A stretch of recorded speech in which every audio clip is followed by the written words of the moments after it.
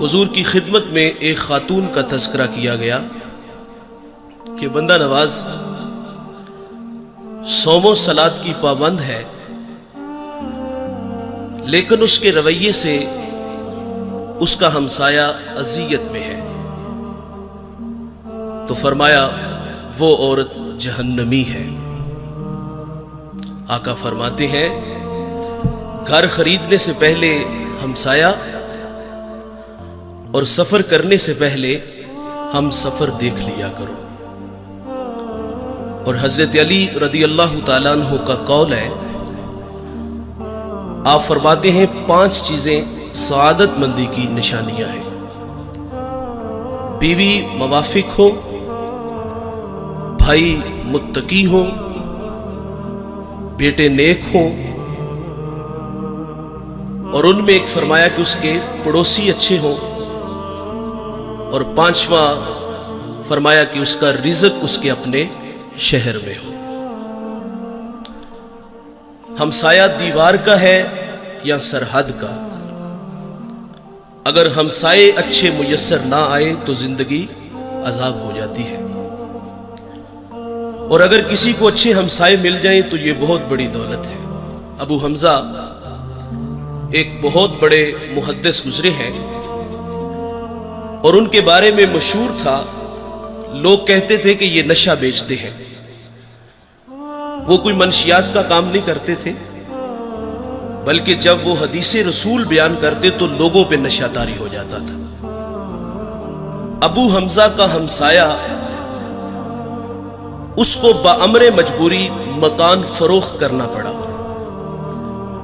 اور اس نے باہر لکھ کے لگا دیا مکان برائے فروخت، اور نیچے اس کی قیمت بھی لکھ دی 2000 میرے مکان کی قیمت ہے، اور مزید لکھا کہ 2000 ابو حمزہ کی ہمسائیگی کا بھی لوں گا۔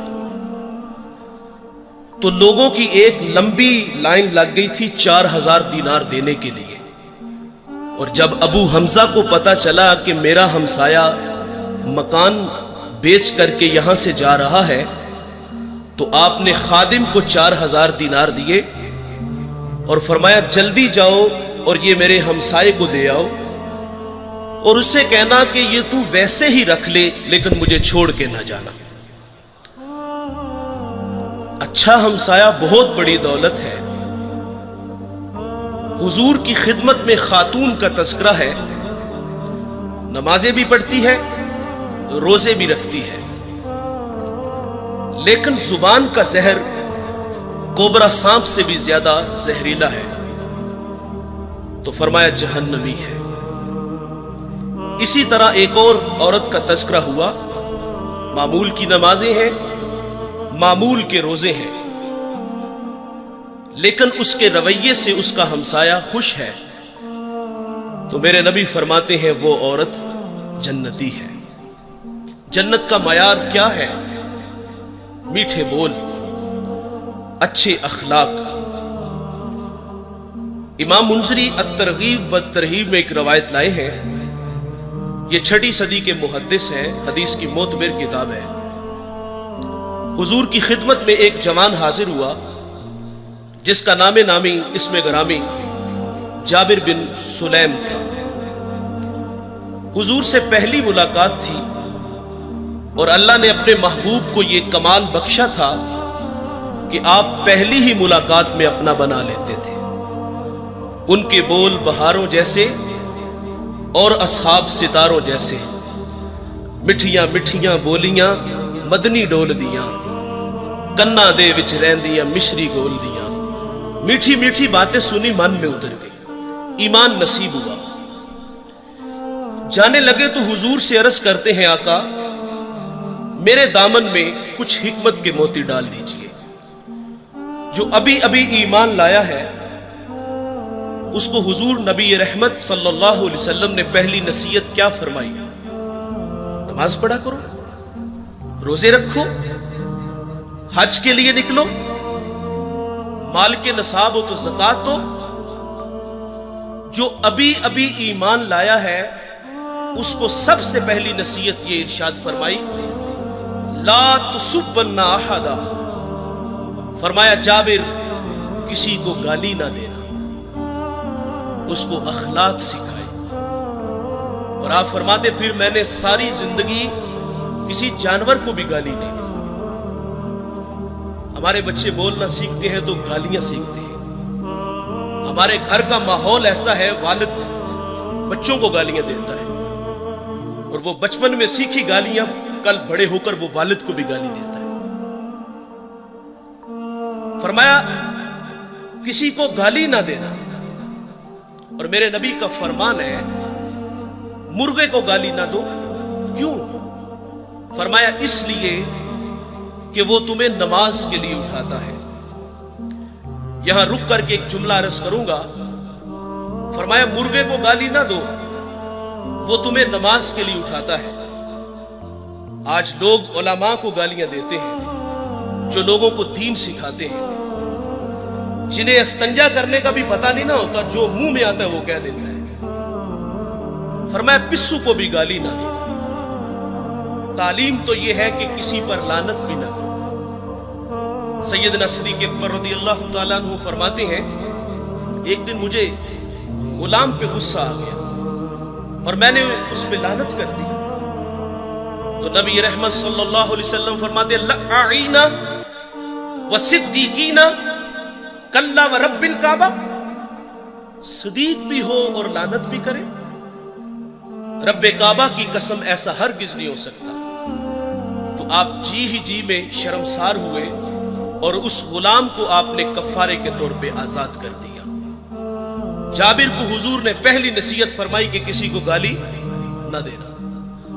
دوسری نصیحت فرمائی کہ جابر نیکی کو حقیر نہ جاننا۔ ہم لوگ گزر جاتے ہیں اس خیال سے کہ بھلا اس کا اجر کیا ہوگا۔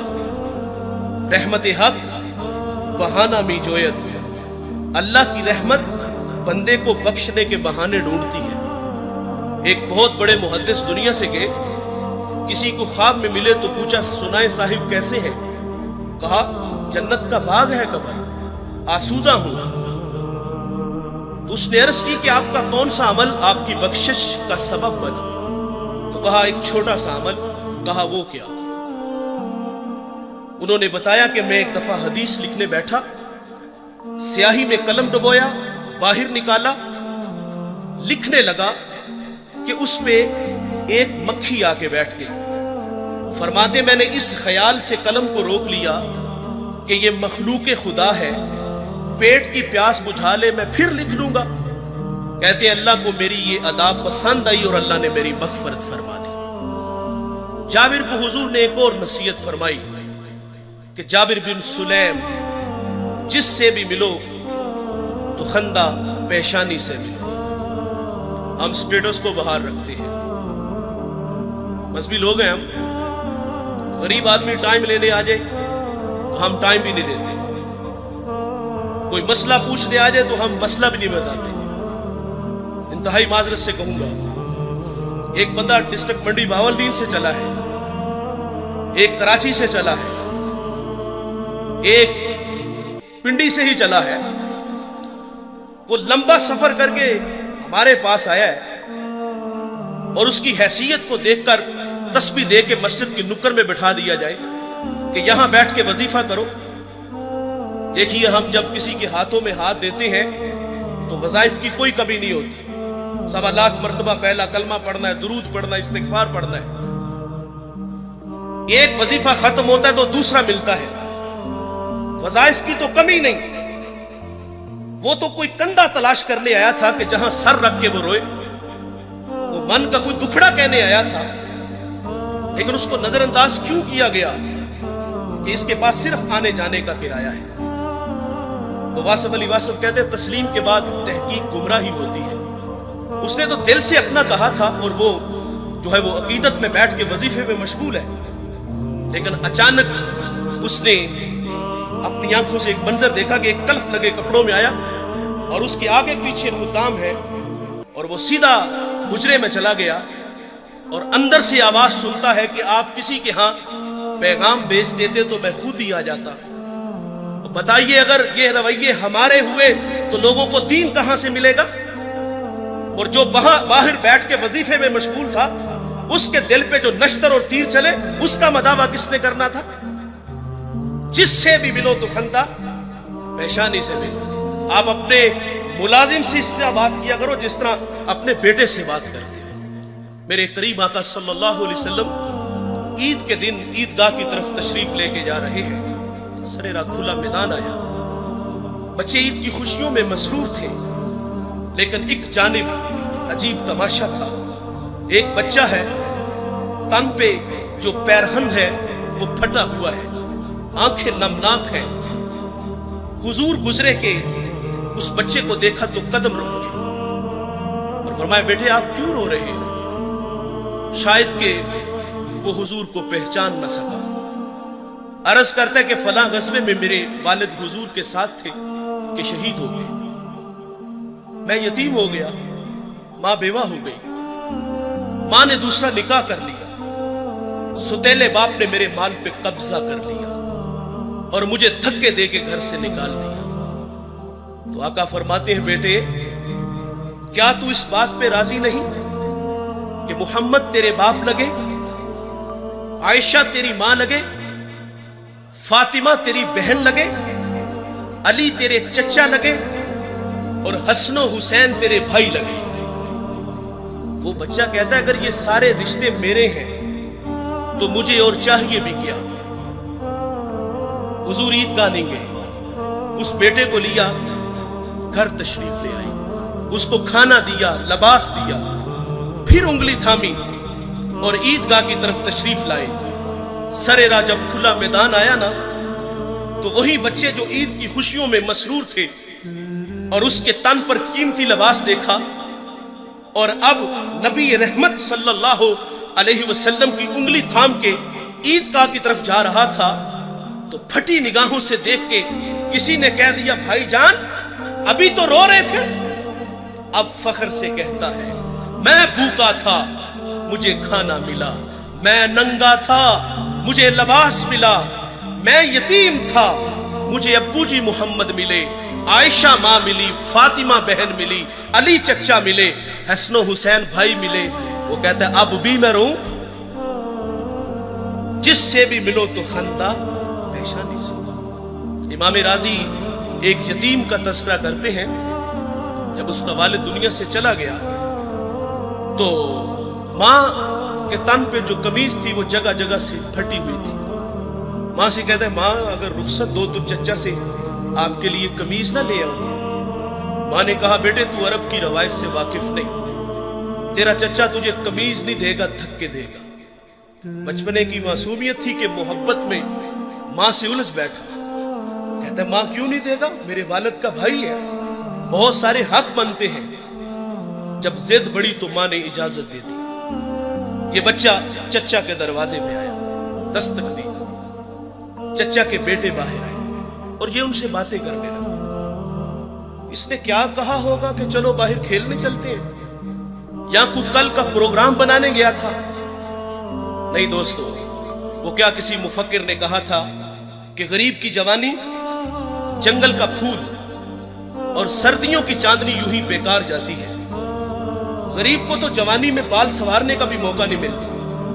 یقیناً اس نے کہا ہوگا کہ تمہاری چچی کے تن پہ جو قمیض ہے وہ جگہ جگہ سے پھٹی ہوئی ہے اور میں سوالی بن کے تمہارے دروازے پر آیا ہوں. ابھی یہ باتیں ہو رہی تھی کہ چچا بھی آ گیا. چچا نے بھتیجے کو دیکھا تو کیا پچھلا بھائی یاد آ گیا؟ نہیں. کیا آنکھیں نمناک ہوئی؟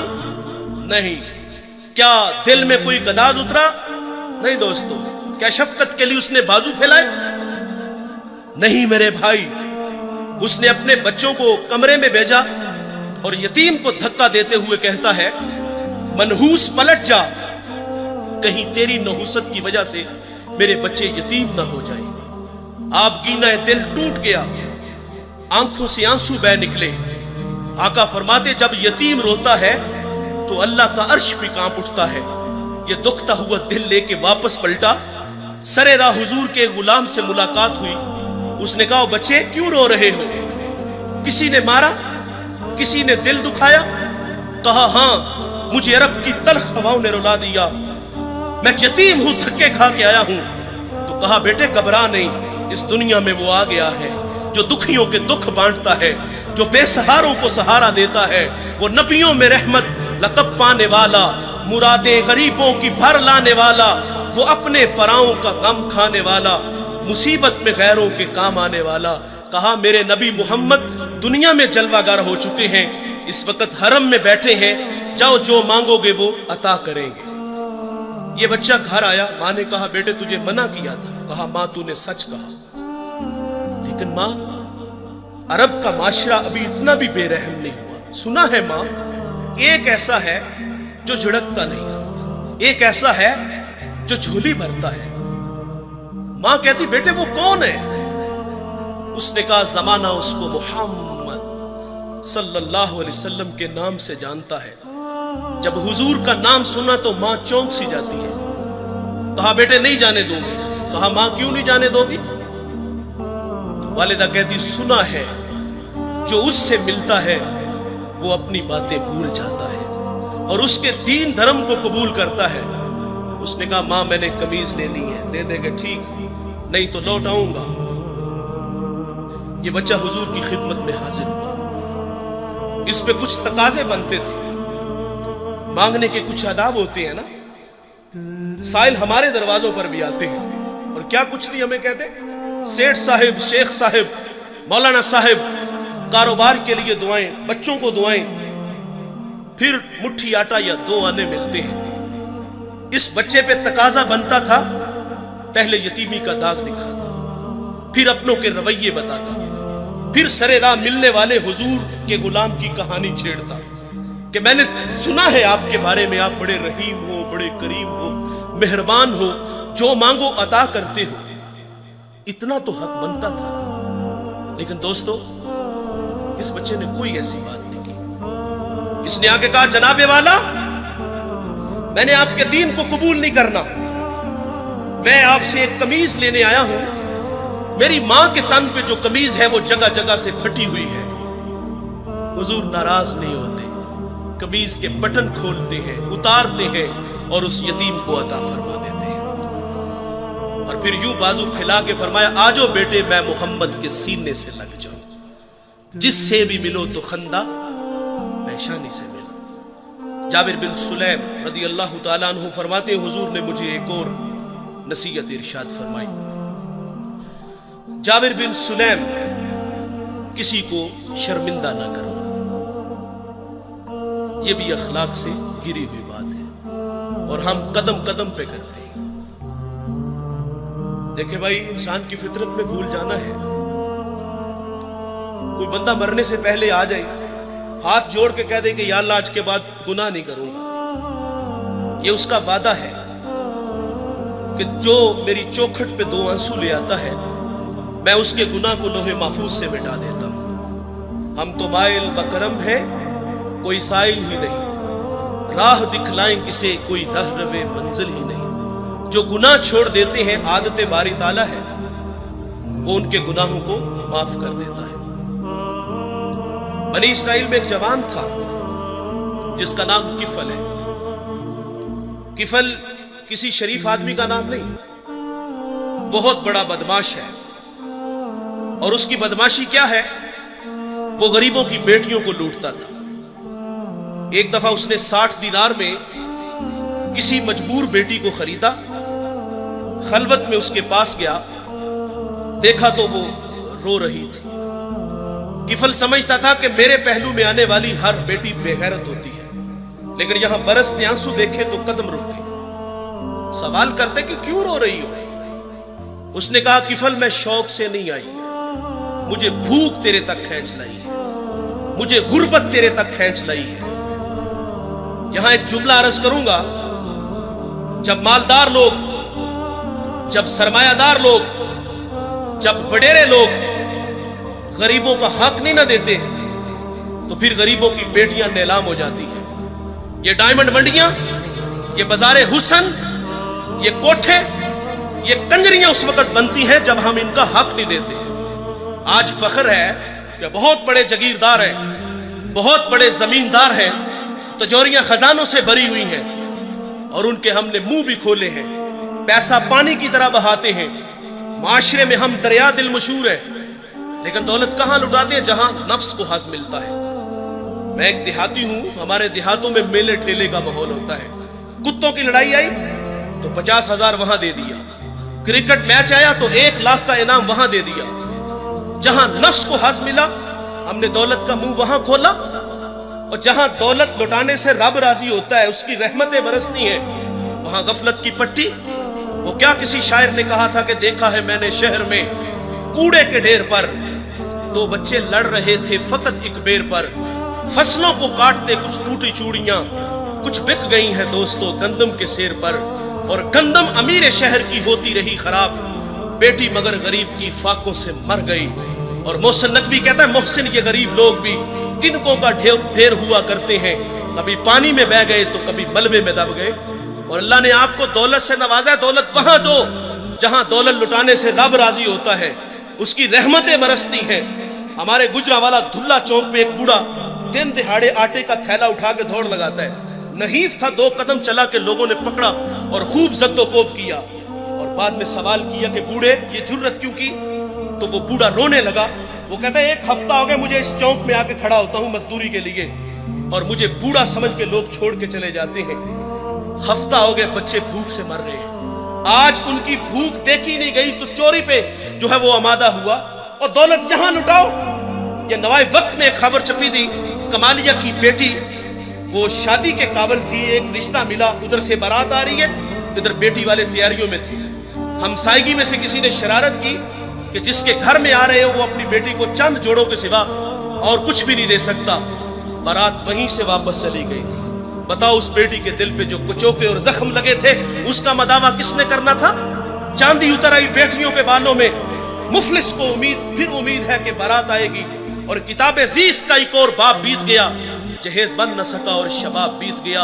اور اللہ نے آپ کو دولت سے نوازا ہے، غریبوں کی بیواؤں کی بیٹیاں گھروں میں بوڑھی ہو رہی ہیں، تم کتوں کی لڑائی پہ پیسے لٹا رہے ہو، تم ہجڑوں پہ دولت لٹا رہے ہو۔ اگر دولت لٹانے کا شوق ہے تو معاشرے میں پھیلے ہوئے دکھ دیکھو، یتاما مساکین پہ دولت لٹاؤ تاکہ تم خدا کی رحمتوں کے مستحق ٹھہرو، لیکن دولت وہاں دی جہاں نفس کو حظ ملا۔ جب اس بیٹی نے کہا کفل مجھے بھوک تیرے تک کھینچ لائی ہے، یہ ایک جملہ کفل کی ہدایت کا سبب بنا، دل کے آئینے پہ چوٹ لگی، کفل رونے لگا، ہاتھ چھوڑ کے کہتے ہیں بہن مجھے معاف کر دے، تو جس عزت سے آئی ہے اسی عزت سے واپس گھر چلی جا، اور میرے لیے دعا کر کہ میں بڑا ہی کتا انسان ہوں، اللہ مجھے معاف کر دے۔ وہ بیٹی گھر چلی گئی اور ادھر تقدیر کا قلم چل گیا، اسی رات کفل کو موت آ گئی۔ صبح ہوئی تو زمانے نے کفل کی دیوار پہ یہ لکھا ہوا پڑا تھا کہ اللہ نے کفل کو معاف کر دیا ہے۔ وہ معاف کر کے راضی ہوتا ہے۔ بھائی ہمیں بھی عادت ڈالنی چاہیے۔ حضور کی خدمت میں ایک خاتون آئی اور عرض کر دی طہرنی یا رسول اللہ، طہرنی یا رسول اللہ، طہرنی یا رسول اللہ، طہرنی یا رسول اللہ، 4 دفعہ کہا آقا مجھے پاک کیجئے، آقا مجھے پاک کیجئے، آقا مجھے پاک کیجئے، آقا مجھے پاک کیجئے۔ حضور نے اس کا جرم پوچھا تو اس نے کہا کہ میں شادی شدہ ہوں، مجھ سے زنا کا ارتکاب ہوا، میرے پیٹ میں بچہ ہے۔ اور یہ حضور سے جب اس نے عرض کیا تو حضور فرماتے ہیں یہ گناہ تو نے کیا ہے، اس کی سزا بھی تیرے لیے ہے، اس بچے کا کوئی قصور نہیں۔ حضور نے اس کو مہلت دی، اس نے بچے کو جنم دیا، پھر 2 سال اس کو دودھ پلایا، 2.5 سال بعد حضور کی خدمت میں حاضر ہے، اس کو سنسار کیا گیا، پھر خود حضور نے جنازہ پڑھا۔ حضرت عمر رضی اللہ تعالیٰ عنہ عرض کرتے ہیں آقا یہ بڑی بدکار عورت تھی، تو میرے نبی فرماتے ہیں عمر اس خاتون نے ایسی سچی توبہ کی ہے، اگر اس کی توبہ کا 10واں حصہ اہل مدینہ میں بانٹ دیا جائے تو اللہ تعالیٰ سب کی مغفرت فرما دے۔ لیکن ہمارا حال کیا ہے، اگر غلطی ہو جائے تو ہم معافی نہیں کرتے۔ یار مثال کے طور پہ بندہ گناہ چھوڑ کے مسجد میں ہی آنا ہے نا اس نے، تو ہم کہتے ہیں لو 100 چوہے کھا کے بلی حج نو چلی، وہ پائی تینوں مسجد اراکی نے وہایا، اسی اللہ نے جس اللہ نے تمہیں دکھایا ہے۔ کبھی ہم کہتے چور چوری چھوڑ دیتا ہے، ہیرا پھیری نہیں چھوڑتا، جوتے چرانے آئے ہو۔ وہ یار وہ آ گیا ہے، مسجد کی آبادی کا سبب بنا ہے، ہمیں خوش ہونا چاہیے تھا. میں شکرگڑھ پونڈری پہ ایک گاؤں میں حاضر ہوا تو وہاں جو محلے کی مسجد تھی نا، وہاں نماز تو بڑی دور کی بات ہے، اذان پڑھنے کے لیے کوئی بندہ نہیں ملتا تھا. یہ مسجدوں کی حالتیں ہیں. اقبال جب اندلس گیا، قرطبہ مسجد جس کے 1400 ستون ہیں، اسے اجڑا دیکھا تو اقبال وہاں پھوٹ پھوٹ کے رویا تھا کہ رو رہی ہے آج ایک ٹوٹی ہوئی مینا اسے. کل تلک جس ساکی کے گردش میں پیمانے رہے، خیر تو ساکی سہی مگر پلائے گا کسے، اب نہ میں کشبہ کی رہے نہ میں خانے رہے.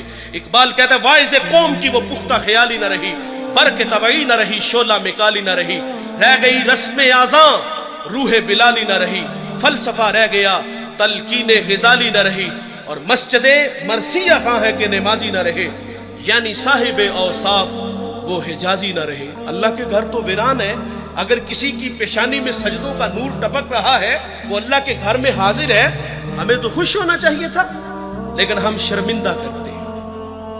جب اللہ معاف کر دیتا ہے تو ہمیں بھی عادت ڈالنی چاہیے.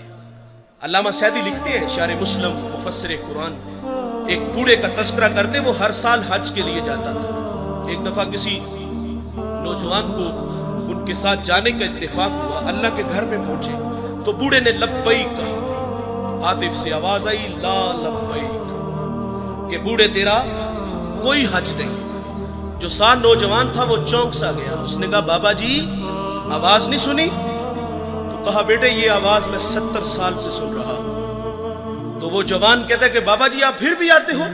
اب کلیجہ پھٹنے لگا، رو کے کہا کہ بیٹے بتا اس در کے علاوہ کوئی اور در ہے جہاں جا کے میں دامن پھیلاؤں؟